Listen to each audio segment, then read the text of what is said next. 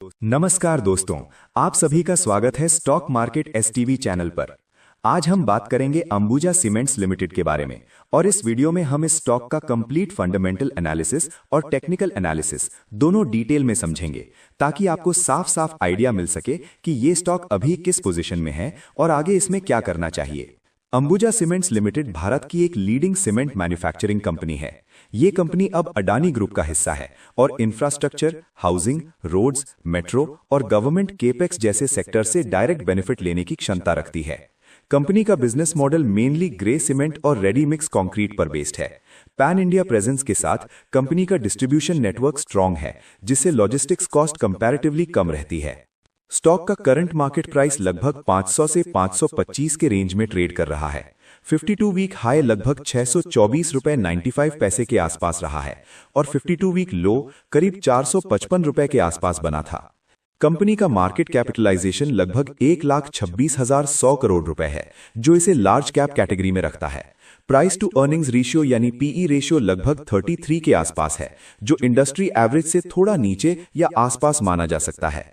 Book value लगभग 228 rupees के आसपास है। प्राइस टू बुक रेशियो करीब 2.6 से 2.6 के रेंज में है। रिटर्न रेशियोज की बात करें तो आरओसीई लगभग 10.5% के आसपास है और आरओई लगभग 8.73% के आसपास देखने को मिलता है। डेट टू इक्विटी रेशियो लगभग 0.02 है, जो ये क्लियरली शो करता है कि कंपनी लगभग डेट फ्री है और बैलेंस शीट स्ट्रांग है। अगर प्रॉफिट एंड लॉस स्टेटमेंट देखें तो कंपनी की रेवेन्यू ग्रोथ लॉन्ग टर्म में स्टेबल रही है, लेकिन क्वार्टरली बेसिस पर वॉलेटिलिटी देखने को मिलती है।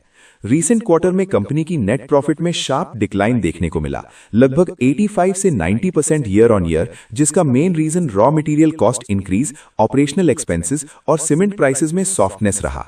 हालांकि इससे पहले के कुछ क्वार्टर्स में वॉल्यूम ग्रोथ और रेवेन्यू इंप्रूवमेंट देखा गया था, लेकिन मार्जिन्स कंसिस्टेंट नहीं रहे। ओवरऑल सेल्स ग्रो हो रही है, लेकिन प्रॉफिटेबिलिटी प्रेशर में है। क्वार्टरली रिजल्ट से यह साफ दिखता है कि कंपनी डिमांड साइकिल और प्राइसिंग प्रेशर से प्रभावित होती है। सीमेंट सेक्टर सिक्लिकल होता है और अंबुजा भी इससे अछूती नहीं है। लॉन्ग टर्म में इंफ्रास्ट्रक्चर स्पेंडिंग बढ़ने पर मार्जिन्स इंप्रूव होने की पॉसिबिलिटी रहती है।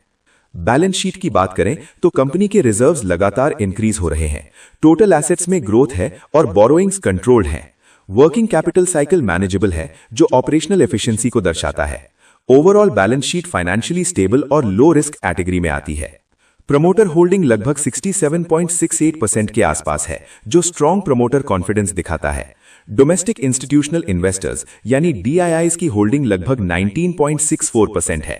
फॉरेन इंस्टीट्यूशनल इन्वेस्टर्स यानी एफआईआईज की होल्डिंग करीब 5.80% है।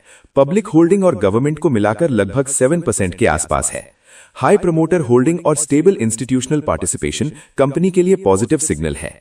अगर फंडामेंटल्स को समराइज करें तो कंपनी फाइनेंशियली स्ट्रांग है, डेट ऑलमोस्ट नेग्लिजिबल है, ब्रांड वैल्यू और मार्केट पोजीशन सॉलिड है।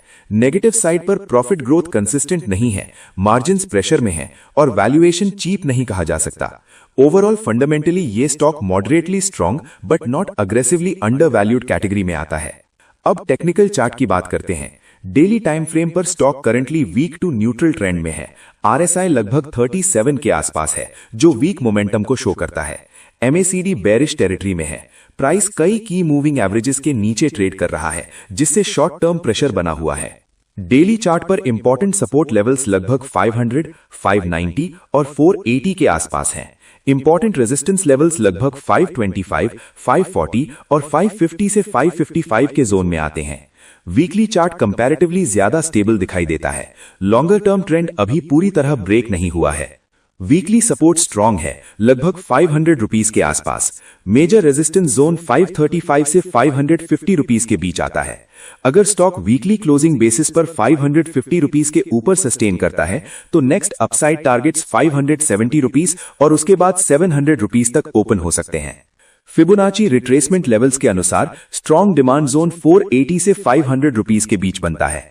इमीडिएट रेजिस्टेंस 535 से 550 रुपीस के बीच है। एक्सटेंशन लेवल्स के अनुसार ब्रेकआउट होने पर 570 से 600 और उसके ऊपर मूवमेंट पॉसिबल है। डेली चार्ट शॉर्ट टर्म में वीक है, वीकली चार्ट रेंज बाउंड से बुलिश बनने की कोशिश में है।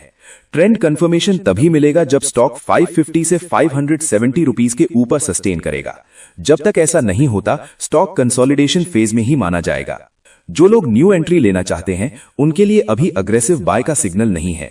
बेस्ट स्ट्रैटेजी ये होगी कि या तो 480 से 500 के जोन में स्ट्रॉन्ग रिवर्सल का वेट करें या फिर 550 रुपीस के ऊपर ब्रेकआउट पर एंट्री कंसिडर करें।